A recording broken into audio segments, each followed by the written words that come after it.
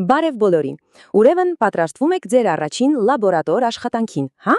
Շատ լավ։ Միանգամից ասեմ, սա ձանձրալի դասախոսություն չի լինելու։ Սա, ասենք ավելի շատ փորձառու լաբորանտի խորհուրդներն են ձեզ, որպեսզի աշխատեք, գիտեք, վստահ ու ամենակարևորը անվտանգ։ Դե ինչ, գնացինք։ Ահա, սա այն միակ բան է, որ պետք է ուղղակի մտապահեք։ Եթե կա մի կանոն, որ պետք է դաջվի ձեր ուղեղում, ուրեմն սա է։ Գիտեք, ցանկացած մեծ բացահայտում սկսվում է ոչ թե փայլուն մի մտքից, այլ հենց կարգապահությունից ու վերջանում է անվտանգությամբ։ Եթե սա չկա, ուրեմն մնացած ամեն ինչ ուղղակի իմաստ չունի։ Լավ, ուրեմն առաջին բաժինը աշխատանքային տարածքը։ Ուրեմն նայեք, մինչև որևէ սարքի ձեռք տալը, նույնիսկ մինչև որևէ լարի դիպչելը, պետք է հասկանալ մի բան. պրոֆեսիոնալիզմը սկսվում է կարգ ու կանոնից։ Սա ոչ միայն ձեր անվտանգության համար է, այլև հավատացեք, ձեր փորձի հաջողության գրավականն է։ Դե եկեք արագ անցնենք այս կետերով։ Սրանք ուղղակի կանոններ չեն, դրանք լավ մասնագետի սովորույթներն են։ Սնունդ ու խմիչք չկա, դա հասկանալի է։ Սեղանին մենակ ամենաանհրաժեշտը։ Գիտեք ինչի համար, որ ձեր ուշադրությունը չցրվի, իսկ պայուսակներն ու մնացած իրերը դրա համար հատուկ տեղ կա։ Ու ամենակարևորը, առանց թույլտվության ոչ մի սարքի ձեռք չենք տալիս։ Իսկ եթե մի բան թափվեց, կոտրվեց կամ սարքը տարօրինակ ձայն հանեց, միանգամից ասում եք, լռել պետք չի։ Հավատացեք, ամենամեծ խնդիրները սկսվում են հենց այսպիսի մանրուքներից։ Okay, անցանք երկրորդ ու թերևս ամենակարևոր բաժնին՝ էլեկտրական շղթային։ Սա կարելի է ասել ձեր փորձի սիրտն է, ու հենց այստեղ սխալվելու իրավունք մենք ուղղակի չունենք։ Եկեք հասկանանք, թե ոնց պետք է վարվել էլեկտրականության հետ զգույշ ու պրոֆեսիոնալ։ Ուրեմն ամենատարածված ու ամենավտանգավոր սխալը սա է՝ կարճ միացումը։ Այսինքն ուղղակի վերցնելու սնուցման աղբյուրի պլյուսն ու մինուսը միացնել իրար մենակ լարով։ Պատկերացնում եք ինչ է կատարվում։ Սա նույնն է, թե վերցնես ու գետի ամբարտակը միանգամից բացես։ Հոսանքը առանց որևէ դիմադրության հոսում է, ամեն ինչ գերտականում է ու վերջ, սարքավորումը վառվում է։ Իսկ ճիշտը որն է։ Շղթայում միշտ պետք է լինի բեռնվածություն, լամպ լինի, ռեզիստոր լինի, մի բան, որը կկարգավորի հոսանքի ուժը։ Այն ոչ միայն ինչ-որ օգտակար գործի անում, այլև պաշտպանում է ձեր ամբողջ շղթան։ Հիմա մի պարզ թիվ, որ պետք է հիշեք. 4-ից 6 վոլտ։ Վերջ։ Սա ձեր սարքավորումների համար, այսպես ասած, անվտանգության գոտին է։ Եթե սրանից բարձր լարում տակ, դուք ոչ միայն կվառեք լամպո, այլև կարող եք բարի բուն իմաստով խորովել ձեր թանկարժեք չափիչ սարքերի ամբողջ միջուկը։ Իսկ սա արդեն գիտեք վարպետության նշան է։ Մի ստեղծեք լարերի խճճված գծիկ։ Ձեր շղթան պետք է լինի պարզ ու տրամաբանական, որ նայես ու հասկանաս ինչը որտեղից է գալիս։ Սա ոչ միայն անվտանգ է, այլև եթե մի բանային չլինի, դուք միանգամից կգտնեք խնդրի տեղը։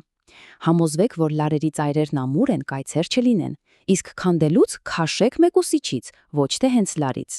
Ու ամենակարևորը, հոսանքը միացնում ենք մենակ այն ժամանակ, երբ ամեն ինչ հավաքված է ու ստուգված։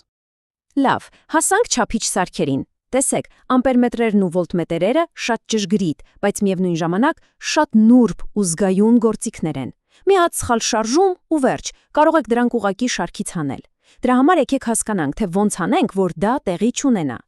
Սա ձեր չափիչ սարքերի ոսկե կանոնն է, իրենց ապահովագրությունը, եթե ուզում եք։ Կանոն առաջին. միշտ սկսում ենք ամենաբարձր չափման սանդրակակից, օրինակ 3 ամպերից։ Հետո նայում ենք, եթե սլաքը հազիվ շարժվեց, նոր դրանից հետո իջնում ենք ավելի ցածր, ավելի զգայուն սանդրակակի։ Ինչի համար? Որովհետև եթե միանգամից ցածրը դնեք, իսկ հոսանքը մեծ լինի, սլաքը այնպիսի ուժով կխփի սահմանափակչին, որ կարող է ուղղակի վնասվել։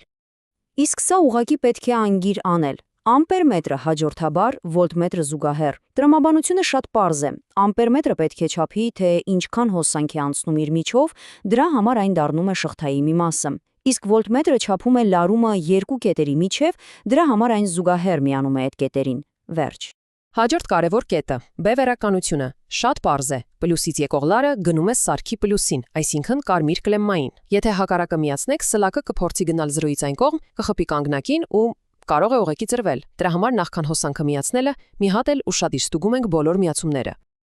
Լավ, էլեկտրականությունից խոսացինք, բայց լաբորատորիայի վտանգները դրանով չեն ավարտվում։ Կան նաև վտանգներ, որոնք գուցե այդքան ակնհայտ չեն, բայց ոչ պակաս լուրջ են։ Հիմա կխոսենք ջերմության ու լույսի մասին։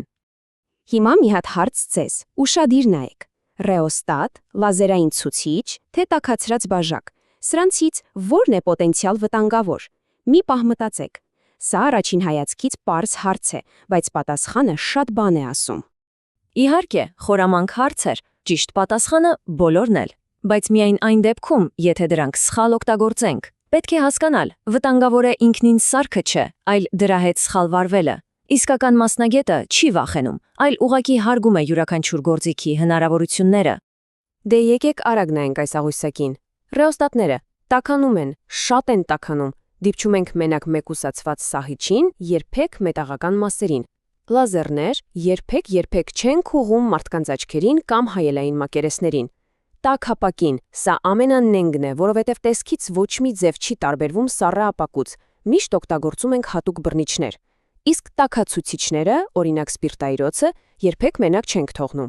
Եվ վերջապես, 5-րդ բաժինը։ Մենք խոսեցինք, թե ինչպես խուսափել խնդիրներից։ Հիմա եկեք խոսենք, թե ինչպես դրանք լուծել, այն էլ պրոֆեսիոնալի պես։ Սա այն սովորությունն է, որը իսկապես ցույց է տալիս ձեր մակարդակը։ Ահա ձեզ մի դասական իրավիճակ, որի հետ բոլորը բախվում են։ Հավաքել եք շղթան, միացնում եք ու տեսնում եք, որ սարքի սլաքը տատանվում է, դողում է։ Ինչ է սա նշանակում։ Շատերը մտածում են սարքն է փչացած, բայց իրականում ձեր շղթան փորձում է ձեզ ինչ-որ բան հուշել։ Եվ ահա թե ինչ է դա նշանակում։ 99% դեպքերում դա նշանակում է, որ շղթայում վատ կոնտակտ կա, միլար լավ միացված չէ։ Ինչ ենք անում։ Անջատում ենք հոսանքը ու նորից հատ-հատ ստուգում ենք բոլոր միացումները։ Իսկ եթե Աստված մի արասցե, զգում եք այրվողի հոտ կամ տեսնում եք ծուխ ու կայծեր, ալգորիթմը մեկն է։ Առաջինը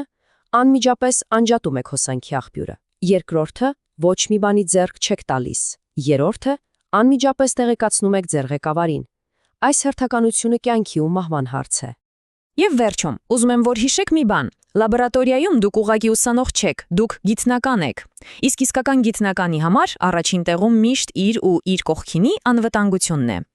Անվտանգությունը սահմանափակում չէ, այն ազատությունը։ Ազատություն վստահ լինելու, համարձակ փորձարկումներ անելու ու իրական բացահայտումներ անելու համար։ Դե ինչ, հիմա արդեն պատրաստ եք։ Մտածեք, որը կլինի ձեր առաջին փորձը։